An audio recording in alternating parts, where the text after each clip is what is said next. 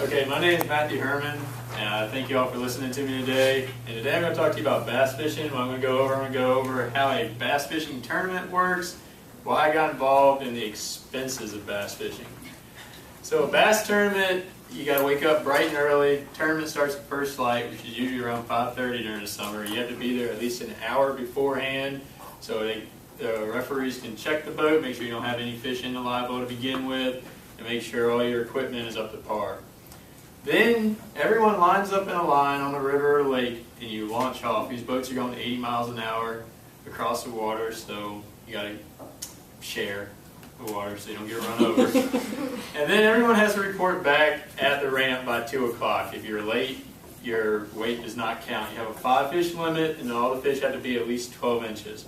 And your total weight, once those are weighed, is how you place. If any of your fish are dead, you lose a ½ pound off of your final weight. And they pay out really well. We won $300-400 in some of them this summer. So I mean, it's worth it.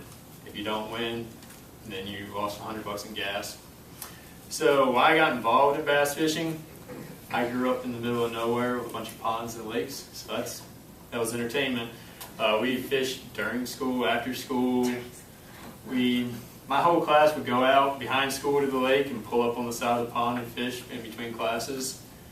That's my main reason for why I got involved. I enjoyed it so much. It was something to do, and it was a whole lot better than going home and doing homework. Then the expenses of bass fishing. This is where it gets really interesting. For your tournament, you're using a bass boat, and those range anywhere between $500 for the John boat, like I was fishing out of this summer, up to ranges of $75,000. Those are your professional quality ones, those are your fiberglass ones, and those are the ones running 250 horse motors going close to 80 miles an hour across the water. Your fishing poles can go expensive or cheap as you want. You can get a little $5 Barbie pole at Walmart, or you can spend $2,000 on a fishing pole and a reel. A lot of the ones I have are $700, $800 together all around. So when you break one, it makes for a very long day.